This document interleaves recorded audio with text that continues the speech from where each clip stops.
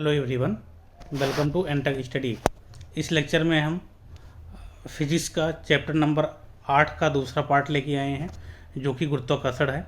ये बहुत ही इम्पोर्टेंट है अलग अलग एग्जाम के लिए, जैसे RRC group D, NTPC, DRDO, एनटीएडीयू, टेट, सीटेट या अन्य कोई एग्ज़ाम है, सबके लिए बहुत ही महत्वपूर्ण होने वाला है। इस लेक्चर में हम गुरुत्वाकर्षण चैप्टर को समाप्त करेंगे। तो चलिए हम देखते हैं इसमें कौन कौन सा टॉपिक कवर करने वाले हैं इस लेक्चर में। इन प्रीवियस लेक्चर मैंने ये सारे टॉपिक जो रेड कलर में है, ये सारे टॉपिक्स मैंने कंप्लीट कर दिया है। अब हम इस चैप्टर में देखेंगे, इस लेक्चर में देखेंगे इसके वेलोसिटी यानी कि प्लायन वेग, ऑर्बिटल वेलोसिटी यानी कि कक्षीय वेग, पोलर सैटेलाइट के बारे में, जियो स्टेशनरी सैटेलाइट के बारे में, लॉ ऑफ प्लेनेटरी, ठीक है, लॉ ऑफ प्लेनेटरी।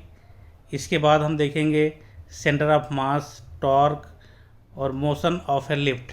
तो ये सारे टॉपिक बहुत ही इम्पोर्टेंट बनते हैं हमारे एग्ज़ाम में, तो हम सबको अच्छी तरीके से स्टडी करने वाले हैं, ठीक है। तो चलिए आगे बढ़ते हैं। सबसे पहले हम देख लेते हैं हमारा सैटेलाइट यानी कि उपग्रह क्या होता है, थोड़ा सा कंसेप्ट बिल्डअप हो जाए, इसके बाद हम मेन पॉइंट पे चलेंगे। जैसे कि आप लोग ज्योग्राफी में पढ़ते हैं उपग्रह और सैटेलाइट के बारे में, तो क्या होता है, सूर्य के चारों ओर परिक्रमा करने वाले खगोलीय पिंड ग्रह कहलाते हैं, ठीक है। इसी तरह से ग्रह के चारों ओर परिक्रमा लगाने वाले खगोलीय पिंड उपग्रह कहलाएंगे, ठीक है। यानी कि ग्रह के चारों ओर जो पिंड चक्कर लगाएंगे हम उन्हें उपग्रह कहेंगे, ठीक है। इस प्रकार से उपग्रहों के प्रकार देखते हैं हम। टाइप ऑफ सैटेलाइट, उपग्रहों के प्रकार कौन कौन से हैं। एक प्राकृतिक उपग्रह है, दूसरा कृत्रिम उपग्रह, ठीक है। तो प्राकृतिक उपग्रह के अंतर्गत क्या आता है, देखिए, जो हमारे पास नेचुरल सैटेलाइट होता है वह उपग्रह जो प्राकृतिक रूप से निर्मित हैं तथा किसी ग्रह के परितः एक निश्चित कक्षा में परिक्रमा करते हैं, हम उनको प्राकृतिक उपग्रह कहते हैं। जैसे पृथ्वी का एकमात्र उपग्रह चंद्रमा है, जो कि प्राकृतिक उपग्रह है, ठीक है। इसी प्रकार से हम कृत्रिम उपग्रह देख लेते हैं, किन्हें कहते हैं कृत्रिम उपग्रह, यानी कि ये आर्टिफिशियल सैटेलाइट होगा। वह उपग्रह जो मानव निर्मित हैं तथा विभिन्न प्रकार की सूचनाओं और संचार सुविधाओं के लिए पृथ्वी के ऊपर निश्चित कक्षाओं में स्थापित किए गए हैं, उन्हें हम क्या कहेंगे, कृत्रिम उपग्रह कहेंगे। कृत्रिम उपग्रह में दो टाइप के होते हैं। एक होता है भूतुल्यकालिक उपग्रह यानी जियो सिंक्रोनस सैटेलाइट, ठीक है। दूसरा है ध्रुवीय उपग्रह यानी कि पोलर सैटेलाइट, ठीक है। इसके आगे हम पढ़ते हैं, देखते हैं, स्टडी करते हैं भूतुल्यकालिक उपग्रह यानी कि जियो सिंक्रोनस सैटेलाइट किसे कहते हैं। देखिए, ये विषुवतीय तल में पश्चिम से पूरब की ओर चक्कर लगाते हैं। इस प्रकार के जो सैटेलाइट होते हैं, इस प्रकार के जो उपग्रह होते हैं, वो विषुवतीय तल में पूरब से पश्चिम की ओर चक्कर लगाते हैं, ठीक है। इनका आवर्तकाल 24 आवर है। ये सारे डेटा एनसीईआरटी बेस्ड हैं, तो इनको आप फैक्ट मान के अच्छे से स्टडी करें, डायरेक्ट आपको एग्जाम में यही पूछा जाएगा, ठीक है। इनकी कक्षाओं की ऊंचाई की बात करें तो 35,786 किलोमीटर, लगभग 36,000 किलोमीटर की हाइट पे इन्हें रखा जाता है, इनकी कक्षाओं को स्थापित किया जाता है, ठीक है। भारत द्वारा प्रक्षेपित 7 उपग्रह IRSS यानी कि Indian regional navigation satellite system के थ्रू 7 उपग्रह हैं, 1A, 1B, 1C, 1D, 1E, 1F और 1G। तो डायरेक्टली आपको इतना ही याद रखना है। और इनका उपयोग कहाँ हम करते हैं, दूरदर्शन प्रसारण में, मौसम का पूर्वानुमान लगाने में या नेविगेशन के कार्यों में हम इनका उपयोग लेते हैं। इसी प्रकार से अगला टाइप हम देखते हैं ध्रुवीय उपग्रह में किसे कहते हैं, यानी कि पोलर सैटेलाइट। ये उपग्रह ध्रुवों के प्रति, जैसे कि इनके नाम से ही कन्फर्म है, ये उपग्रह ध्रुवों के प्रति उत्तर से दक्षिण दिशा में परिक्रमा करते हैं पृथ्वी की, ठीक है। इनकी ऊंचाई जो होती पृथ्वी तल से 500 से 800 किलोमीटर के रेंज में इनको रखा जाता है, ध्रुवीय उपग्रह को, ठीक है। इनका आवर्तकाल 100 मिनट होता है, ठीक है। उपयोग देख लें हम इनका, सुदूर संवेदन यानी कि रिमोट सेंसिंग में, मौसम विज्ञान में और पर्यावरण अध्ययन में इनका उपयोग किया जाता है। बेसिकली इनका मौसम से संबंधित उपयोग रहता है। अब इतना हम पॉइंट देखने के बाद और डीप में आपको पढ़ना होगा सेटेलाइट ग्रह के बारे में, तो आप ज्योग्राफी में स्टडी करते हैं। मेन पॉइंट हम यहाँ देख लिए जो हमें यूज है आगे। अब हम आगे चलते हैं, हम देखते हैं प्लान वेग। बहुत ही इंपॉर्टेंट है ये पॉइंट, अक्सर पूछा जाता है प्लान वेग के बारे में, यानी कि इसके वेलोसिटी। तो प्लान वेग वह वेग है जिस वेग पर किसी वस्तु को फेंकने पर वह वापस लौट कर नहीं आती है, यानी कि वो गुरुत्वाकर्षण बल से जो है बाहर निकल जाता है, क्षेत्र से बाहर निकल जाता है, तो वो दोबारा लौटकर पृथ्वी पर नहीं आता है। तो उस वेग को हम क्या कहेंगे? प्लान वेग। ठीक है, कोई सैटेलाइट हो गया या फिर कोई उपग्रह हो गया, उनको हमें किसी कक्षा में स्थापित करना होता है, तो जो प्लान वेग होता है मिनिमम इस वेलोसिटी से हम भेजेंगे तभी वो हमारे गुरुत्वाकर्षण क्षेत्र से बाहर निकल पाते हैं। ठीक है, तो हम देख लेते हैं उनका फार्मूला क्या होता है। v=√2GRE, जहाँ v क्या है? इसके वेलोसिटी यानी कि प्लान वेग। ठीक है, और स्मॉल g क्या है? गुरुत्वीय त्वरण। कैपिटल RE क्या है? पृथ्वी की त्रिज्या। ठीक है, तो यहाँ पे हमें गुरुत्वीय त्वरण भी पता है और पृथ्वी की त्रिज्या भी पता है, इसलिए हम v की वैल्यू फाइंड आउट कर सकते हैं। g का मान और RE का मान यहाँ पे रख के v का मान फाइंड आउट आराम से कर सकते हैं। लेकिन यहाँ पे देखिए, इस फार्मूले से हमें एक चीज़ समझ में आता है कि प्लान वेग फेंके गए वस्तु के द्रव्यमान और प्रक्षेपण कोण पर निर्भर नहीं करता है। यानी कि चूँकि फार्मूले में v=√2GRE है, इसमें जो किस पिंड को हम फेंके हैं, किसी सैटेलाइट को हम फेंके हैं या कोई वस्तु है जिसको फेंके हैं, उसका द्रव्यमान इस फार्मूले में नहीं है। इससे ये पता चलता है कि प्लान वेग इन पे डिपेंड नहीं करता है और ना ही प्रक्षेपण एंगल पे डिपेंड करता है, क्योंकि इस फार्मूले में थीटा भी नहीं दिया गया है। ठीक है, तो हम देख ले पृथ्वी पर प्लान वेग क्या होता है। पृथ्वी पर प्लान वेग डायरेक्ट आपको याद रखना है 11.2 किलोमीटर पर सेकंड, यानी कि एक सेकंड में अगर किसी वस्तु को ऐसा स्पीड से फेंकते हैं, इस वेग से फेंकते हैं कि वो एक सेकंड में 11.2 किलोमीटर चला जाए, तो वो हमारे जो है गुरुत्वाकर्षण क्षेत्र से बाहर निकल जाएगा और दोबारा लौटकर पृथ्वी पर नहीं आएगा। चंद्रमा का प्लान वेग इसी तरह से देखते हैं 2.38 किलोमीटर पर सेकेंड होता है। ठीक है, वहाँ पे कम होता है। इसी कारण से वहाँ पे क्या होते हैं, गैस के जो अणु हैं वो ठहर रुक नहीं पाते हैं, इसलिए वहाँ पे वायुमंडल का अभाव है। चंद्रमा पे वायुमंडल नहीं पाया जाता है। रीजन क्या है? वहाँ पर उसका प्लान वेग बहुत कम है, इसलिए वहाँ पे गैस से कोई भी अणु नहीं रुकते हैं। अब सूर्य पर प्लान वेग देखा जाए, सूर्य पर प्लान वेग 42 किलोमीटर पर सेकेंड है। ठीक है, तो ये सारे पॉइंट अच्छे से आप नोट करिए। आगे हम बढ़ते हैं, कक्षीय वेग यानी कि ऑर्बिटल वेलोसिटी। ऑर्बिटल वेलोसिटी क्या होता है? किसी भी ग्रह कोई भी ग्रह सूर्य के चारों ओर किसी कक्षा में जिस वेग से चक्कर लगाता है उसे कक्षीय वेग कहते हैं। ठीक है, यानी कि सूर्य के चारों तरफ बहुत सारे ग्रह हैं जो चक्कर लगाते हैं, तो उनका जो अपने कक्षा में जो एक निश्चित वेग होता है, उसी वेग को हम क्या कहते हैं? कक्षीय वेग कहते हैं। इसको हम रिप्रेजेंट करते हैं V0 से, VO से रिप्रेजेंट करते हैं। और VO का फार्मूला क्या होता है? VO=√GRE। ठीक है, जहाँ पे VO क्या है? कक्षीय वेग है, G गुरुत्वीय त्वरण है और RE पृथ्वी की त्रिज्या है। ठीक है, तो यहाँ से हमें G की भी वैल्यू पता होती है और पृथ्वी की त्रिज्या की वैल्यू पता है। इस फार्मूले में रख के हम कक्षीय वेग फाइंड आउट कर सकते हैं। ठीक है, आगे बढ़ते हैं, हम प्लान वेग और कक्षीय वेग में अनुपात देखते हैं, क्या अनुपात होता है। ठीक है, देखिए V/2GRE फार्मूला होता है, इसका GRE होता है, तो GRE कैंसिल आउट हो जाएगा, बचेगा क्या? √2:1। ठीक है, या फिर हम इन्हें लिख सकते हैं V/VO को उस साइड भेजेंगे तो V क्या हो जाएगा? √2VO। ठीक है, √2 की वैल्यू अगर हम रख देते हैं V=1.414 VO। अब यहाँ से एक फैक्ट निकल के आता है जो कभी कभी ऑब्जेक्टिव क्वेश्चन पूछा जा सकता है, जैसे यदि कक्षीय वेग को 41.4% बढ़ा दिया जाए तो वह अपने कक्षा से बाहर चला जाएगा, यानी कि वो इसके वेलोसिटी यानी कि प्लान वेग की अवस्था में आ जाएगा। जैसे इससे रिलेशन से देखें, V=1.414 V0 है, यानी कि हम अगर कक्षीय वेग को 41.4% बढ़ा देंगे तो वो V के बराबर आ जाएगा, यानी कि अपने कक्षा से वो बाहर निकल जाएगा। तो ये इंपॉर्टेंट फैक्ट यहाँ देखने को मिला। इसी प्रकार से हम आगे स्टडी करते हैं, केपलर के ग्रहों संबंधी नियम केपलर के जो ग्रहों संबंधी गति के नियम हैं वो 3 प्रकार के हैं, ये अक्सर पूछे जाते हैं एग्जाम में।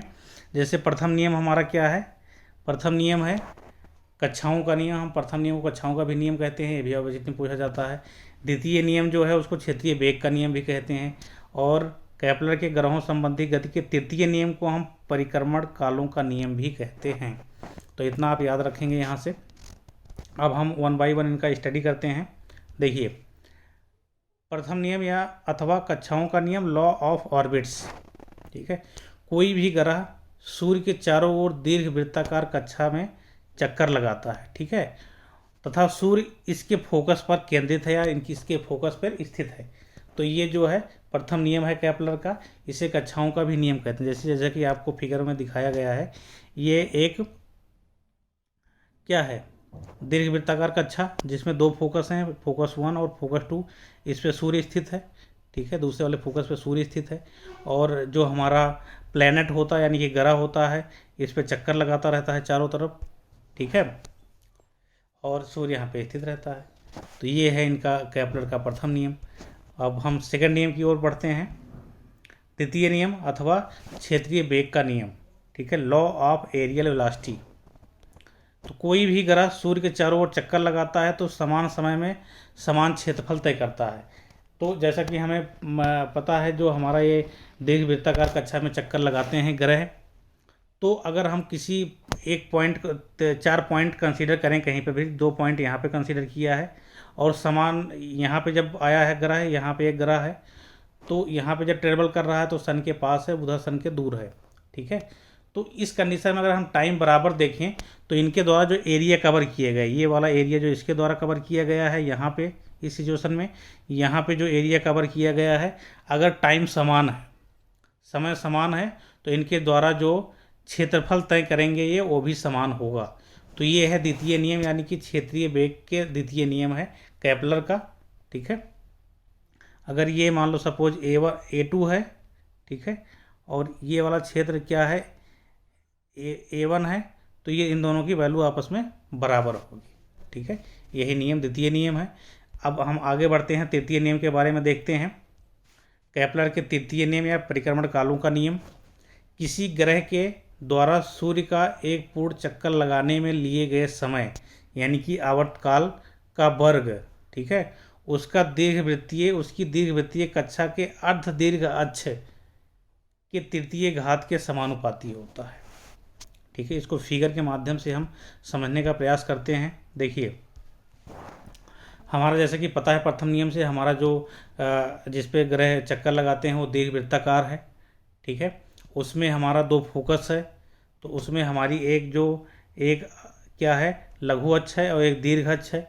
तो दीर्घ अक्ष का आधा यानी कि अर्ध दीर्घ अक्ष, यानी कि ये वाली वैल्यू और ये वैल्यू अलग अलग क्या है, अर्ध दीर्घ अक्ष हैं। यानी कि अगर हमें इन्हें रिप्रेजेंट करते हैं स्मॉल a से, तो हमारे तृतीय नियम के अकॉर्डिंग क्या हो जाएगा, आवर्तकाल का स्क्वायर अनुक्रमानुपाती क्या हो जाएगा, a⁴, ठीक है। यही बताया गया था आपको ऊपर। देखिए, जो दीर्घवृत्त की अर्ध दीर्घ अक्ष a है उसके तृतीय घात के समानुपाती होता है क्या, आवर्तकाल का वर्ग, ठीक है। तो यहाँ से ये फार्मूला जनरेट होता है, आपको ये याद रखना है क्या, t² अनुक्रमानुपाती a⁴, जहाँ a क्या है, अर्ध दीर्घ अक्ष है, ठीक है, दीर्घवृत्ताकार का। अब बहुत ही इंपॉर्टेंट टॉपिक हम देखते हैं, लिफ्ट की गति, मोशन ऑफ लिफ्ट। ये बहुत ही इंपॉर्टेंट है, इससे बहुत सारे क्वेश्चन बनते हैं, अच्छे अच्छे लेवल के क्वेश्चन बनते हैं। तो 4-5 केस बनते हैं इसमें, हम उनको 1 बाय 1 करके देखेंगे। देखिए, कंडीशन क्या है, जब लिफ्ट स्थिर है उस कंडीशन में ये है, यानी कि कोई भी हमारा द्रव्यमान है जो भार जी गति द्वारा नीचे की तरफ कार्य करता भार W = mg होगा अगर स्थिर अवस्था में है। तो अगर वस्तु जो है यानी कि लिफ्ट अगर गतिमान है a त्वरण से ऊपर की ओर, तो क्या होगा हमारा भार, ठीक है। अगर वस्तु क्या है, अगर लिफ्ट नीचे की तरफ a त्वरण से गतिमान है, तो उस कंडीशन में हमारा क्या होगा, भार, मनुष्य का भार क्या होगा जो लिफ्ट के अंदर है। या फिर एक कंडीशन आता है, अगर मान लो लिफ्ट की रस्सी टूट जाए तो उसमें जो व्यक्ति हैं उनका भार पे क्या प्रभाव पड़ेगा। तो इसको हम 1 बाय 1 देखते हैं। देखिए जो हमारा जनरल इक्वेशन बनता है लिफ्ट में सवार व्यक्ति का भार W is equal to M bracket में G प्लस माइनस A, जहाँ पे G क्या है, गुरुत्वीय त्वरण है, M द्रव्यमान है, ये जो है त्वरण है, जो लिफ्ट है उसकी त्वरण है, और W जो है भार है। तो हमारे पास W is equal to M G plus minus A जो है ये फार्मूला यूज होगा। तो किस किस कंडीशन में प्लस लगेगा, कहाँ माइनस लगेगा, वो हम देख लेते हैं आगे। ठीक है, जैसे पहला केस है, जब लिफ्ट एक समान वेग से ऊपर या नीचे जा रही हो। क्योंकि एक समान वेग से ऊपर नीचे जा रही है, इस कंडीशन में क्या होगा, एक्सेलरेशन जो है उसमें जीरो होगा, क्योंकि जब हमारा वेग परिवर्तन होता है तभी एक्सेलरेशन उत्पन्न होता है। ए इजकल टू आपको पता होगा, a is equal to v minus u divide by two divide by t होता है। तो हमारा जब दो वेग होगा तभी होगा, अगर वेग समान है तो हमारा एक्सेलरेशन जीरो होगा। तो एक्सेलरेशन जीरो होने कंडीशन में फार्मूले में रखेंगे तो हमारे पास वहाँ पे ए जीरो हो जाएगा, यानी W is equal to m g ही रहेगा। यानी कि इस स्थिति में मनुष्य का भार अपरिवर्तित रहेगा, जितने भार का वो है उतने ही भार का वो रहेगा। ठीक है, अब हम केस 2 में देखते हैं। केस 2 क्या है, जब लिफ्ट ए त्वरण से ऊपर की ओर जा रही हो, यानी कि लिफ्ट जो है मूव कर रही है ऊपर की तरफ ए से। तो इस कंडीशन में क्या होगा, हमारे पास W is equal to m g plus a, यानी कि इस कंडीशन में हमारा जो उत्पन्न त्वरण होगा वो पॉजिटिव होगा। तो पॉजिटिव होने से जी में जो है कुछ वैल्यू बढ़ जा रही है, यानी कि जो हमारा भार है वो बढ़ जाएगा। इस स्थिति में भार बढ़ जाएगा, यानी कि जब लिफ्ट ऊपर की तरफ जा रही है उस कंडीशन में हमारा भार बढ़ जाएगा। इसको मैं आपको डेरिवेशन भी करवा सकता हूँ, बट आपको इतना ही एग्जाम में पूछा जाता है ऑब्जेक्टिव में, तो इतना आप ध्यान रख सकते हैं। ठीक है, यानी कि जब लिफ्ट ए त्वरण से ऊपर की ओर जाएगी तो व्यक्ति का जो भार है वो बढ़ा हुआ महसूस होगा। ठीक है, केस 3 में जब लिफ्ट ए त्वरण से नीचे की ओर आ रही हो, नीचे की ओर आ रही होगी तो हमारा जो त्वरण होगा, लिफ्ट का त्वरण होगा, स्मॉल ए की वैल्यू वो नेगेटिव होगी, यानी कि W is equal to m g minus a, g में से जो है ए घट जाएगा, यानी कि जी में से कोई चीज़ अगर घट रही है तो द्रव्यमान जो है द्रव्यमान इंटू जी की वैल्यू जो है कम हो जाएगी, यानी कि भार कम हो जाएगा। इस स्थिति में जो है भार घट जाएगा, यानी कि जो मनुष्य का भार है वो घटा हुआ महसूस होगा अगर जो है लिफ्ट नीचे की ओर आ रही है ए त्वरण से। ठीक है, इस कंडीशन में अब हम आगे बढ़ते हैं, फोर्थ केस देखते हैं। फोर्थ केस में क्या है, जब लिफ्ट का रस्सा टूट जाए। ठीक है, जब लिफ्ट का रस्सा टूट जाए तो उस कंडीशन में क्या होगा, लिफ्ट का रस्सा टूट जाएगा तो हमारा जो हमारी लिफ्ट होगी वो ग्रेविटेशनल फोर्स गुरुत्वीय त्वरण ग्रेविटेशनल एक्सेलरेशन से नीचे की तरफ जाएगी, यानी कि स्मॉल ए की वैल्यू जो है जी के बराबर हो जाएगा। इस कंडीशन में बराबर होने में W is equal to m g minus ए में जी के बराबर रखने पर W इजकल टू जीरो हो जाएगा, यानी कि हमारा भार जीरो हो जाएगा। इस कंडीशन में क्या होगा, हमारा भार जीरो हो जाएगा तो हम छत के जो लिफ्ट की तली है, सीलिंग है, उससे हम टकरा जाएंगे। इस स्थिति में भार शून्य हो जाता है। तो ये 4 केस बनते हैं जो आपके एग्जाम में पूछे जाते हैं ऑब्जेक्टिव में, तो इनको आप अच्छे से नोट्स बना के ध्यान में रख सकते हैं, समझ सकते हैं। आगे बढ़ते हैं हम, द्रव्यमान केंद्र यानी कि सेंटर ऑफ मास। तो वह केंद्र जहाँ पर कोई वस्तु संतुलन की अवस्था में रहती है। ठीक है, मतलब कि कोई भी पिंड या कोई द्रव्य है जिसके अंदर एक ऐसा बिंदु होगा जहाँ पे उसका समस्त भार कार्य करता हुआ माना जाएगा, यानी कि अगर उस पॉइंट पे आप उसको सपोर्ट देते हैं तो पूरा पिंड जो है संतुलन की अवस्था में रहता है। तो ऐसे हम केंद्र को क्या कह देते हैं, द्रव्यमान केंद्र। यह वस्तु के बाहर या अंदर कहीं भी हो सकती है। आपको मैंने कुछ फिगर में दिखाया, जैसे देखिए सर्किल का बिल्कुल सेंटर में है। ठीक है, ये रहा हमारा त्रिभुज का, और ये बेलन का है जो स्क्वायर है इसके अंदर है, और ये रेक्टेंगल इसके अंदर है। ठीक, कोई इस तरह से, कोई मान लो इस तरह से कोई बॉडी है, त्रिभुज है, तो इसका इस पॉइंट पे रहता है। तो अलग अलग, जैसे अगर कोई छड़ है, छड़ के मिड पॉइंट में रहता है द्रव्यमान केंद्र। अगर किसी छड़ को मिड पॉइंट में आप पकड़ लेते हैं तो देखते हैं आप छड़ इधर उधर नहीं मूवती है, बिल्कुल बैलेंस क्षैतिज बिल्कुल स्थिर रहती है। तो यही मतलब कि वहाँ पे उसका द्रव्यमान पूरा केंद्रित माना जाता है, कि उसका पूरा भार वहाँ पे कार्य कर रहा है। उस कंडीशन में उस पॉइंट पे सपोर्ट देने से वो वस्तु या भार कोई पिंड है वो संतुलन की अवस्था में रहता है।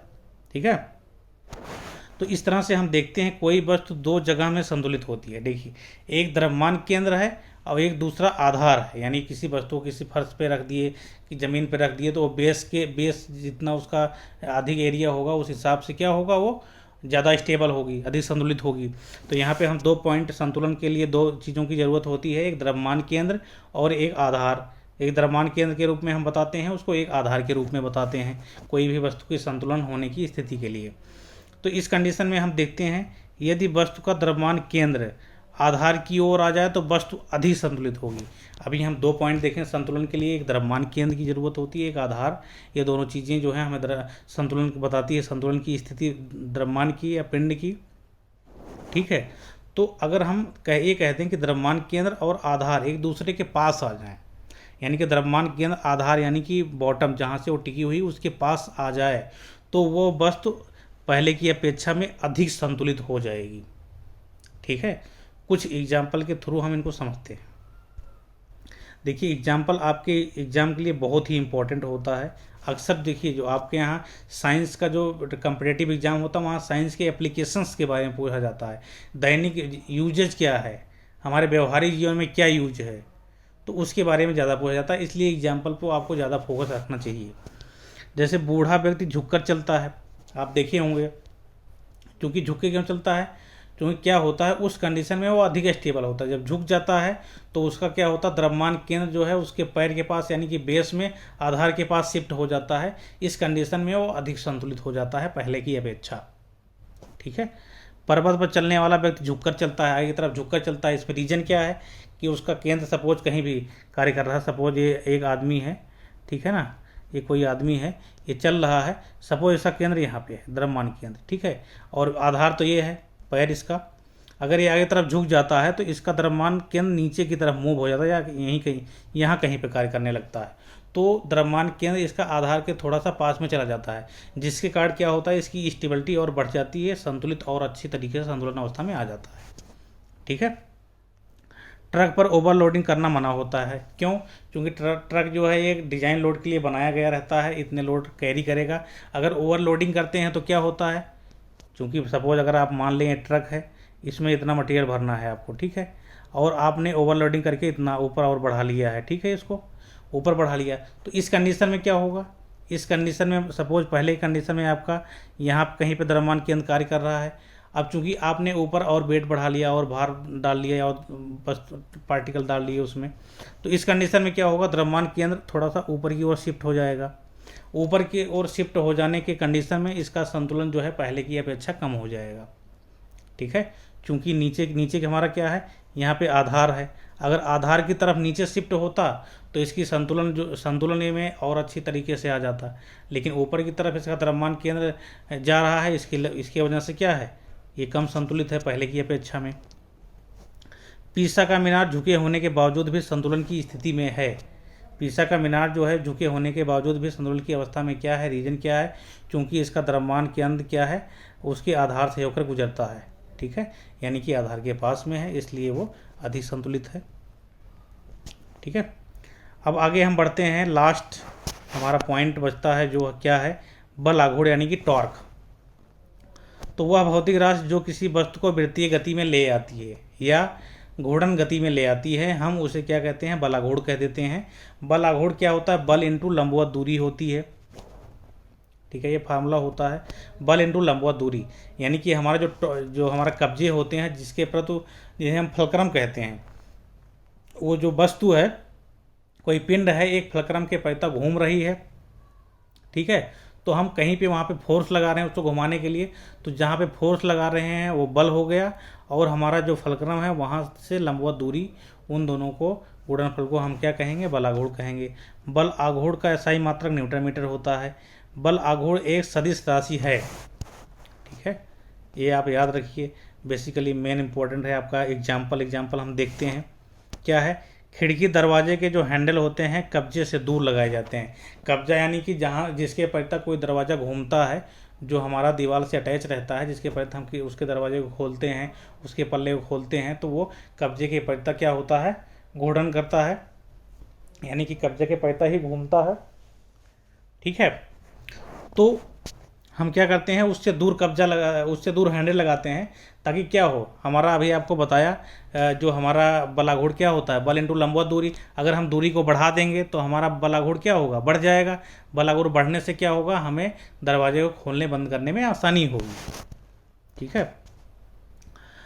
जाते का हत्था परिधि के पास लगाया जाता है। जो जाता होता है उसका हत्था हम क्या, हत्था अगर जिधर से घूम रहा है वो फलक्रम, मान लो कोई पॉइंट है जहाँ से वो जाता घूम रहा है, उससे हम उसके पास लगा दें हत्था, तो आपको चलाने बहुत मुश्किल पड़ेगा। क्यों? क्योंकि हमारा जो लंबवत दूरी है उसको मैंने कम कर दिया। जब कम कर देंगे तो बलाघूर्ण कम हो जाएगा, क्योंकि बलाघूर्ण इक्वल टू बल इंटू लंबवत दूरी होती है। तो दो कंडीशन में बलाघूर्ण अधिक हो सकता है। पहला कंडीशन है कि आप बल अधिक प्रयोग करें या फिर उनके लंबवत दूरी को बढ़ाते हैं। तो लंबवत दूरी हम चूंकि परिधि के पास इसलिए लगाते हैं, मैक्सिमम दूरी होती है हमारी वो, जो हमारा फलक्रम होता है उससे परिधि की दूरी जो है मैक्सिमम होती है, इसलिए वहाँ पे हम लगाते हैं। चापाकल का हैंडल लंबा लगाया जाता है, सेम रीजन है। ठीक है, हैंडल लंबा लगाने से क्या है, आपको दूरी अधिक मिलेगी और उस कंडीशन में बलाघूर्ण अधिक होगा, तो इसलिए आपको नल जो है चलाने में आसानी पड़ेगा।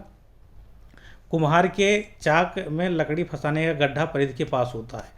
देखिए, जैसे ये मान लीजिए एक चाक है, यहाँ एक पॉइंट है बीच में, इसके पहिया ये घूमेगा, इस तरह से रोटेट करेगा।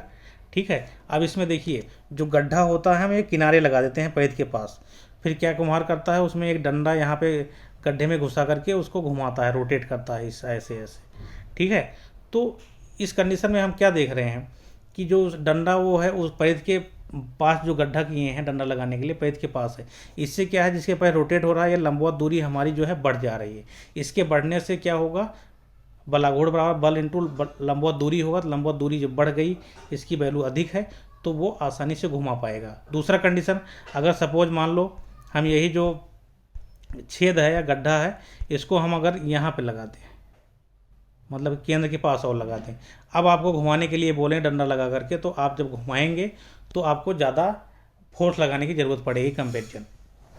ठीक है, तो ये सब एग्जाम्पल अच्छे अच्छे बनते हैं जो एग्ज़ाम में अक्सर पूछे जाते हैं। इनको आप अच्छे से नोट बनाइए और स्टडी करिए अच्छे से। तो इसी के साथ हमारा गुरुत्वाकर्षण का लेक्चर समाप्त होता है, चैप्टर नंबर 8 फिजिक्स का। हम नेक्स्ट चैप्टर नंबर 9 में मिलेंगे। तब तक के लिए आप अच्छे से पढ़ाई करिए। Bye bye, take care, thanks for watching this video.